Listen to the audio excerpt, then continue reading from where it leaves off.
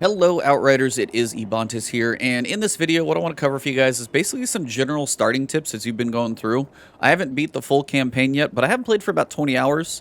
As you guys can see up at the top, I'm level 27, pretty decently far into the game. I've been doing a good chunk of the side quests, not every single one.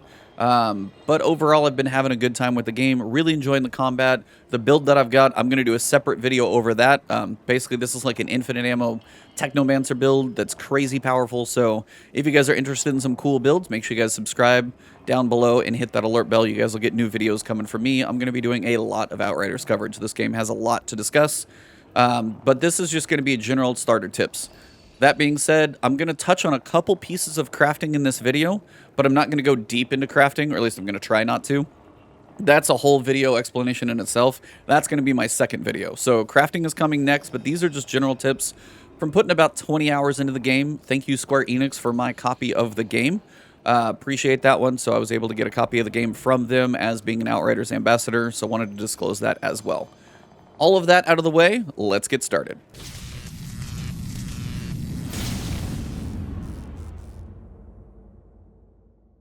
So the first thing I thought I wanted to discuss is the world tier in the game. And basically that is the difficulty of the world that you're facing. Now the cool thing is you can change it at any point. So you'll see up above my character says level 27 and world tier is 11. Now world tier 11, it caps out at 15. I've died plenty of times at world tier 11. It can be kind of spicy depending on your build, your character, how things are going, what your gear's like. There's a lot of things that can change that up. The nice thing is you can change it at any time. So, the way that works, I just went to my game menu and I pick world tier.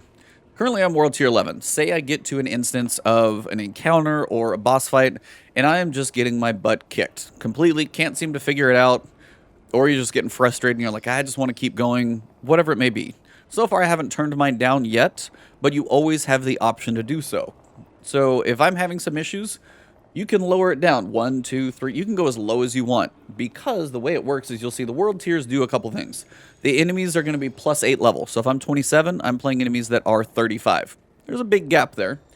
But they also drop items at that same level. So again, your gear can match the enemies. Doesn't mean it's still not going to hurt. Loot rarity is going to be higher at higher world tiers. Hence why at this time I'm seeing epics, which are the purple gear, dropping pretty frequently. You're going to use those for, mods to unlock the tier 2 mods. They have 2 mod slots, which is really beneficial when it comes to both weapons and armor. Mods basically change this game. That's a whole discussion in itself. And the legendary drop rate will be higher. Now, I've only got 3 legendaries in my course of playing the entire game so far in about 20 hours. So they're rare, but they're not impossible. Just the higher world tiers, you get more. The big thing to note is the permanent unlock wearable item level cap, plus 8.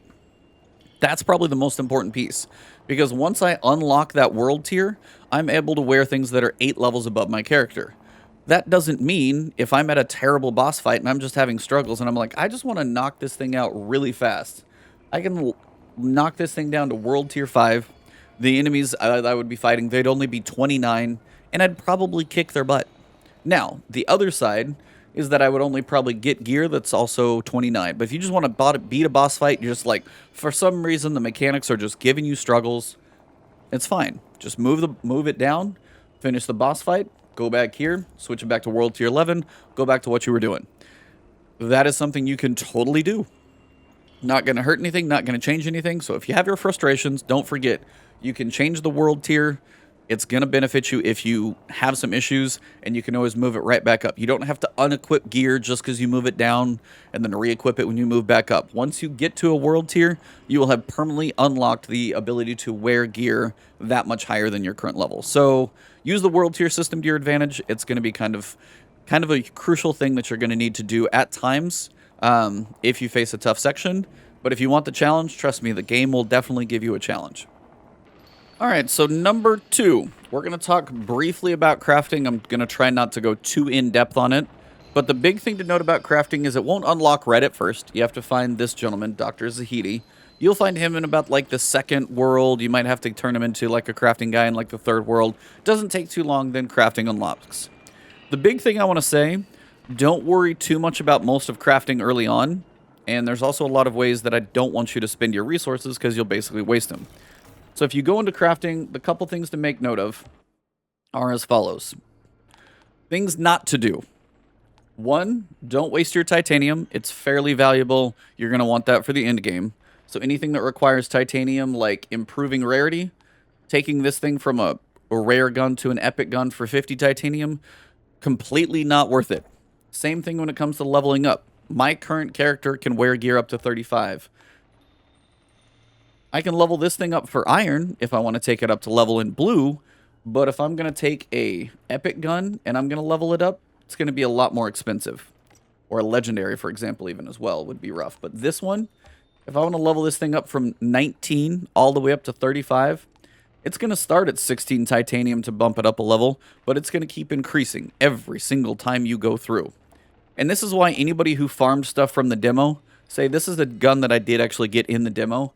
If I wanted to take it from level 9 all the way up to 35, I would probably not even be able to, and I would be out of titanium because every single level is going to cost me at least 32, and I'm pretty sure that number is going to go up every time. So if it's 32 this time just to get to level 10, it's going to be at least 32 to get it to 11, and I'm going to run out of resources. So when it comes to that, there is also some gear you're going to have to just let go. If you're running with this weapon for a while that's level 25 and it's like 2400, and all of a sudden you're over here and you get a level something that's level 27. It's only 2 levels higher, and I'm at 4200 firepower. The difference in firepower is going to make a difference. And even if this was like, oh, I really like what this one does, it was fitting with my build, let them go. You're going to get enough stuff later on that it's going to be worth it. So don't improve rarity and don't level something up for a very long time. The only reason I would probably tell you to level up is if you're in the end game, you're swimming in titanium, and there is a legendary weapon that you just have not seen another drop for that you had at a lower level, for example, then maybe. But more often than not worth it. Raising attributes. Don't touch this until the end game. What this does is take your critical damage and boost it up a little bit, like for example, but it takes 81 shards. You're not going to want to put those resources into anything but an end-game build, promise you. Swapping variants, this one you can do. It's fairly cheap. I'm just going to take this standard machine gun, and for 137 iron, I could turn it into a tactical. Not a big deal, kind of cool, and I have a decent amount of iron. Same thing with modding gear. If I want to swap one of the mods, it's only going to cost me 137 iron. Even a tier 3 mod theoretically is going to cost me like 384. Still a decent chunk, but I have a lot. Quick overview of resources as well. Scrap, you get that by selling items to vendors, and you can only spend it at vendors. So basically it's your vendor currency. It's kind of like money. Leather, you get that by breaking down your armor, and then you also get it from killing like monsters in the world. So it's used for armor crafting. Iron, same thing. You get that by breaking down weapons, and it's used for weapon crafting. Titanium, that's used for epics, legendaries. Hard to come by. You'll unlock world tiers and get like 20. You'll kill a boss and get like 2. This is the one, don't waste titanium. So I'll cover crafting deeper in a future video. So again, if you guys do want to see that video specifically, stay tuned on the channel, and you guys will see that one. Now, there are a couple things that I want to cover about mods. Switching mods is not a bad thing. It's actually fairly cheap, as I showed you guys. It's not a big deal. But make sure you don't overwrite mods that you want to unlock, because what it takes to unlock a mod is finding a weapon that has a mod you want, like Ashen Bullets. If I go ahead and dismantle it, then I would unlock that mod. But you'll notice this weapon right here, Ashen Bullets, has this little icon next to it. It's this little 2x2 square. That means I've unlocked it for crafting. So at this point, what I would actually be better off doing is selling this to a vendor. Same thing when you come up here. This assault rifle at this point actually has 2 mods on it that I've already unlocked. So if I was done using it, I could theoretically sell it for whatever it's worth to a vendor. But this over here, you see Death Chains does not have that icon. So this is one, if I'm done using it, say I passed it in level, I don't need it anymore, it doesn't really fit my build, whatever. It's going to benefit you to dismantle it, and then you can actually always see what you're going to get. So notice I have all of these mods. If I go to dismantle, I can see I'm going to get 12 titanium, I'm going to get 76 iron, I'm going to get some critical shards, armor piece shards, and I am going to unlock that one mod. You only unlock it one time. So if you need to build up scrap and you want to sell something to a vendor, make sure you have the mods unlocked first. Same thing when it comes to modding a weapon. If I'm using this weapon and I have not unlocked this mod, don't overwrite it with a different mod. Dismantle the weapon first. I promise. You're going to get enough drops where you probably will be like, oh, this one seems really cool, but if I change this one mod, if you haven't unlocked this mod, probably just dismantle it first and go, use another gun or something like that. You'll probably see this one later as well. But generally, I would say try and unlock all your crafting options before you start overwriting stuff. So in here, like Improved Toxic, I could go ahead and sell this one because all I'm going to get, I could get some titanium, I could get some shards, or I can sell it for however much scrap it's worth. That's up to you. Same thing up here for like this Thunderbird. Instead of spending like, 500 titanium to try and get this thing to max level or whatever ridiculous it would cost, if I break down this legendary, you'll notice I'm going to get some titanium, some shards, but I'm going to unlock that tier 3 mod. So you're going to be like, why the hell would I ever break down a legendary that I got? This is a level 26 gun. I didn't get it that long ago. But again, if I break it down, I'm able to use the mods. So my main piece of advice for your legendaries, for now, take them, stick them in your stash. That's basically, I'll show you guys where that's at. You can store 100 things in there. There's a lot of things in this game.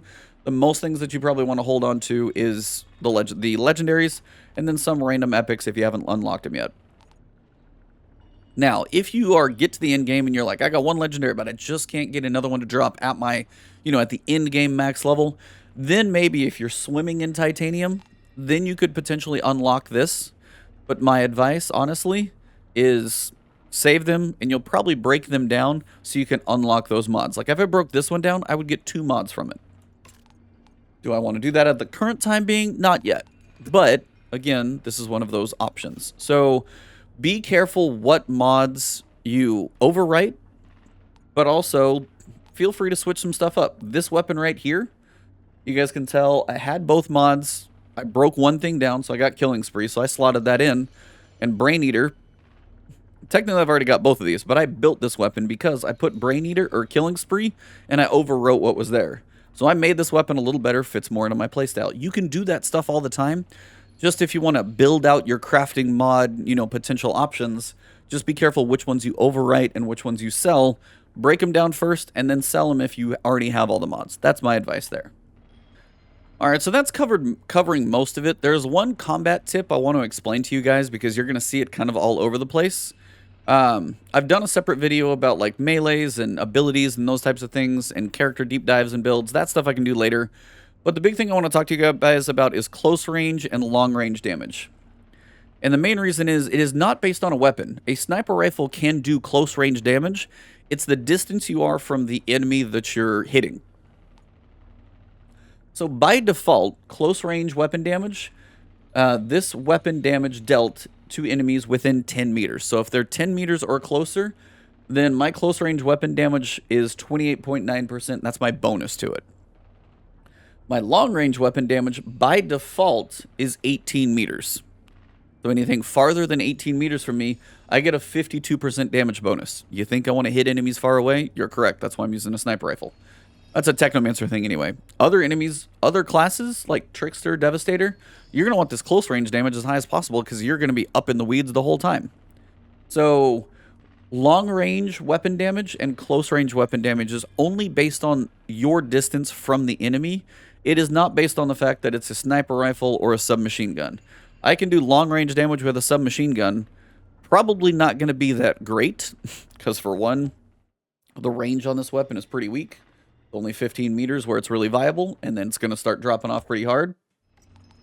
Sniper rifle, it's 200 meter range. I'm probably not going to be able to see anything 200 meters away. So, range will affect like your damage on certain weapons, but like an assault rifle, for example, I've got 42 meters in range. That's not bad.